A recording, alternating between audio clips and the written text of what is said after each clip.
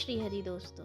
भारत देश में अनगिनत देवी देवता हैं और उनके अनगिनत मंदिर, और हर मंदिर से जुड़ी अनगिनत बातें भी कुछ उस मंदिर के रहस्य से जुड़ी होती है, तो कुछ उनके महत्व से और कुछ उसके इतिहास से। तो आज के इस वीडियो में हम जगन्नाथ मंदिर का पौराणिक इतिहास क्या है उसके बारे में जानेंगे। माना जाता है कि भगवान विष्णु जब चारों धामों पर बसे अपने धामों की यात्रा पर जाते हैं तो हिमालय की ऊंची चोटियों पर बने अपने धाम बद्रीनाथ में स्नान करते हैं। पश्चिम में गुजरात के द्वारका में वस्त्र पहनते हैं, पुरी में भोजन करते हैं और दक्षिण में रामेश्वरम में विश्राम करते हैं। द्वापर के बाद भगवान कृष्ण पुरी में निवास करने लगे और बन गए जग के नाथ अर्थात जगन्नाथ।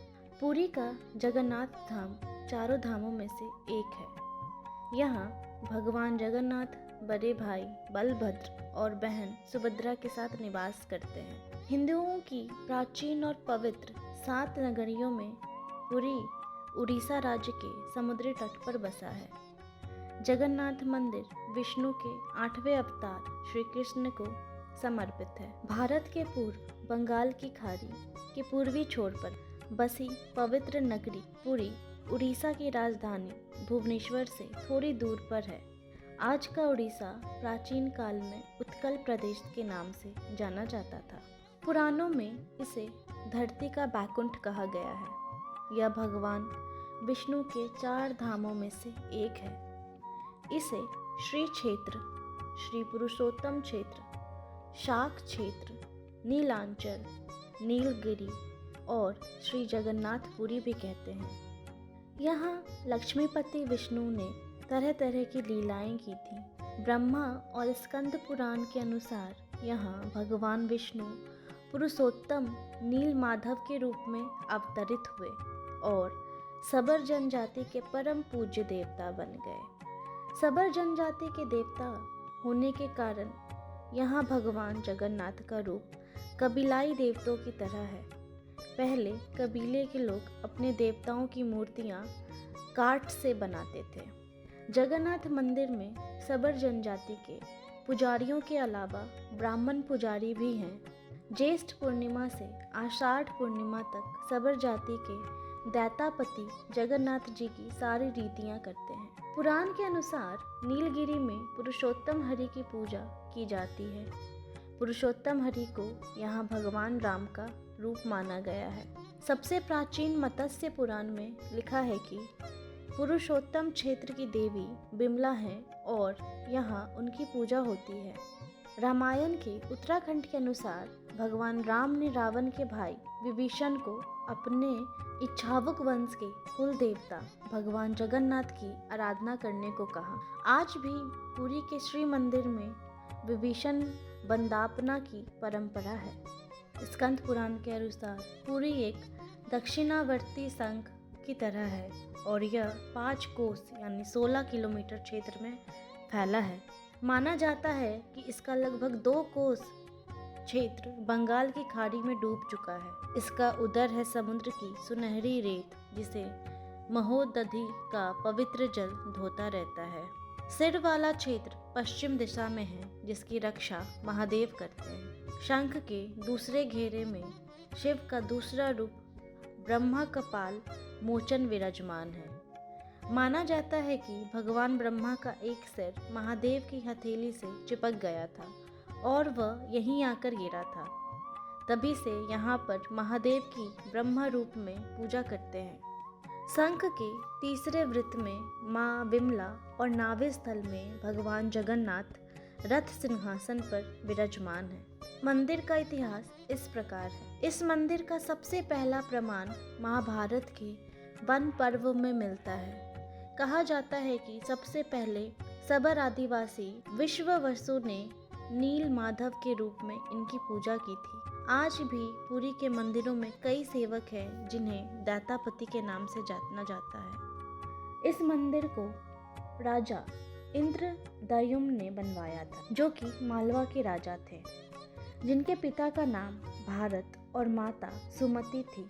राजा इंद्रद्युम्न को सपने में हुए थे जगन्नाथ के दर्शन। कई ग्रंथों में राजा इंद्रदयुम और उनके यज्ञ के बारे में विस्तार से लिखा है। उन्होंने यहाँ कई विशाल यज्ञ किए और एक सरोवर बनवाया। एक रात भगवान विष्णु ने उनको सपने में दर्शन दिए और कहा, नीलांचल पर्वत की एक गुफा में मेरी एक मूर्ति है, उसे नील माधव कहते हैं। तुम एक मंदिर बनवाकर उसमें मेरी यह मूर्ति स्थापित कर दो। राजा ने अपने सेवकों को नीलांचल पर्वत की खोज में भेजा। उसमें से एक था ब्राह्मण विद्यापति। विद्यापति ने सुन रखा था कि सबर कबीले के लोग नील माधव की पूजा करते हैं और उन्होंने अपने देवता की इस मूर्ति को नीलांचल पर्वत की गुफा में छुपा रखा है। वह यह भी जानते थे कि सबर कबीले का मुखिया विश्ववसु नील माधव का उपासक है और उसी ने मूर्ति को गुफा में छुपा रखा है। चतुर विद्यापति ने मुखिया की बेटी से विवाह कर लिया। आखिर में वह अपनी पत्नी के जरिए नील माधव की गुफा तक पहुंचने में सफल हो गए। उसने मूर्ति चुरा ली और राजा को लाकर दे दी। विश्ववसु अपने आराध्य देव की मूर्ति चोरी हो जाने से बहुत दुखी थे।